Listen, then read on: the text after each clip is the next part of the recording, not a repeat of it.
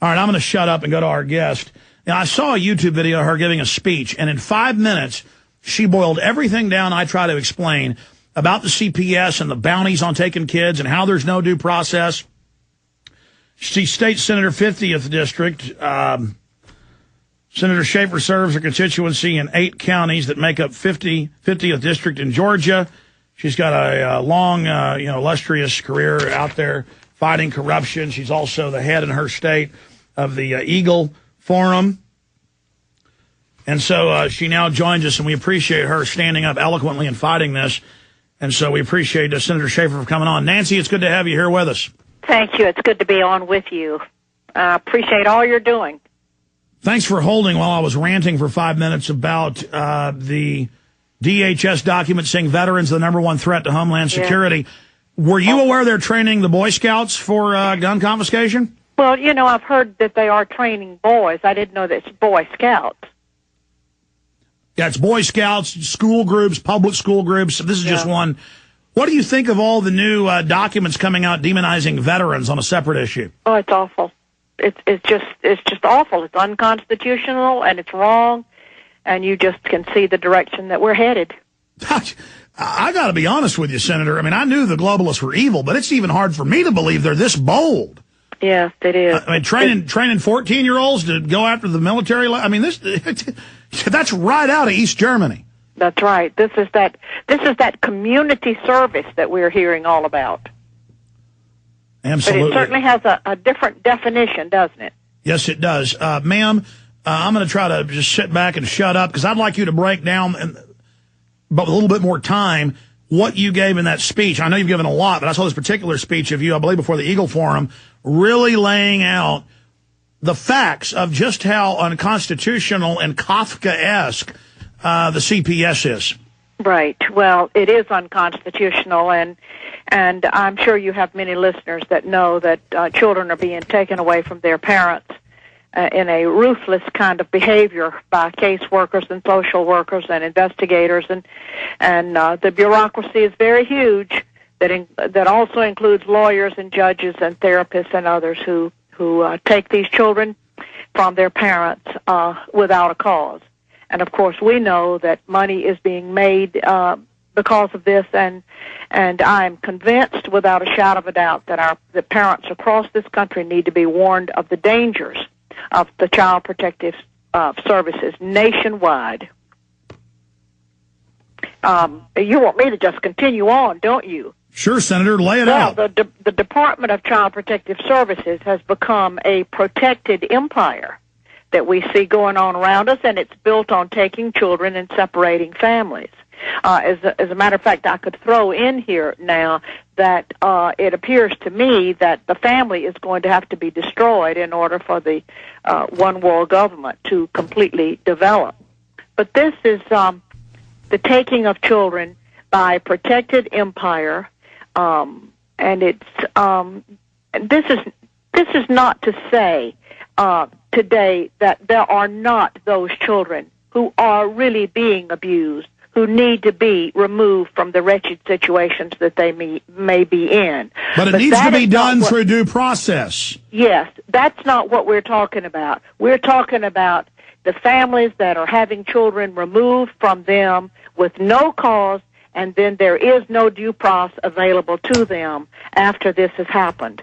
And in one county in my district, I had 37 families brought together one Saturday morning in the library to allow them to, without any press and without any Child Protective Services pressure there, to tell their stories.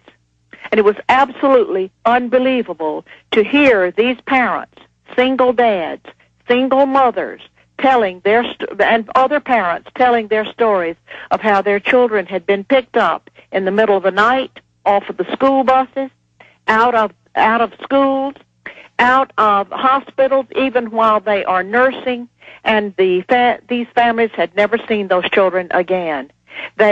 You have never seen such agony, such suffering, and such crying. And we had 50 families standing outside the door that were not allowed to come in because we already had 37 families inside. It was truly just seeing the work of the Gestapo coming against these families and taking their children from them, never to be seen again. It was very, very enlightening, that day was, when we saw what was happening in this one Child Protective Services department in one county in my district in Georgia. And not only that, but they had a separate business going on where they required all of these parents to come in multiple times and have drug tests. And they charged the parents every time, so they had a separate business going on. They had already made over $100,000 in this business. Well, Senator, stay there. Let's come back and break down the abuses of the Bill of Rights Constitution. For those that don't know, they set up, at the turn of the last century, these family courts that don't follow the Bill of Rights Constitution. They were actually set up to carry out racial hygiene, or they were first called eugenics courts. And that's why they're separate and new and outside of the Bill of Rights Constitution. It's all completely illegal. And it's come out in the news, all these family court judges are getting illegal kickbacks from the private CPS facilities because they're getting federal funds, and then they pay the judges, in some cases, millions of dollars apiece. So that's all this is a bounty on your children.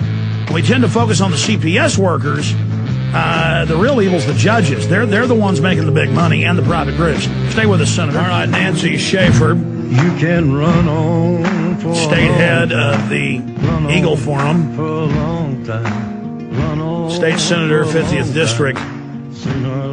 Well, this is a apropos song to have coming on right now. You can throw your rock, hide your hand, working against the people, and it's just amazing what the establishment are doing as they work against their fellow man. Always advertising how it's for the children. It's a giant industry, and really people with some nasty folks. There's some that just want the money of kidnapping the kids, but the others like to do horrible things with the children. That's been proven in all over the news.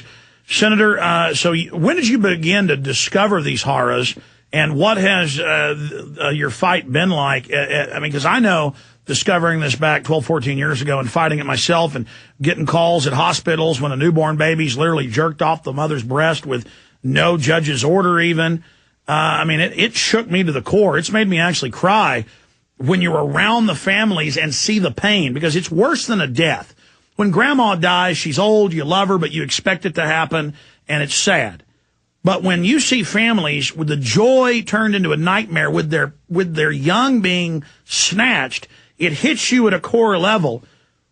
And frankly, it tears your guts out. And then I'm going to be honest, then you want to kill people. Senator, I mean, tell us about your journey, and then more of the horrors. Well, it has been horrible. It really has. And let me just say up front here now that my writing the corrupt business of Child Protective Services, which you probably have read at some point or another, that prompted me, of course, to give the speech at Eagle Forum for the conference last year, at the end of the year. I lost my Senate seat over this. And in working, and let me say that there are causes worth losing over, so it hasn't distressed me that much. It's just given me more time to work on this issue and other issues. But in calling around the country to other state representatives and senators, asking them would they help this family or that family that have been contacting me, they have told me that if they help, if they do anything, they will lose their job. Isn't that interesting? Oh, it's a mafia. And, of course, it cost me my Senate seat. But that's okay. That's okay. We're moving forward. We're exposing what is being done.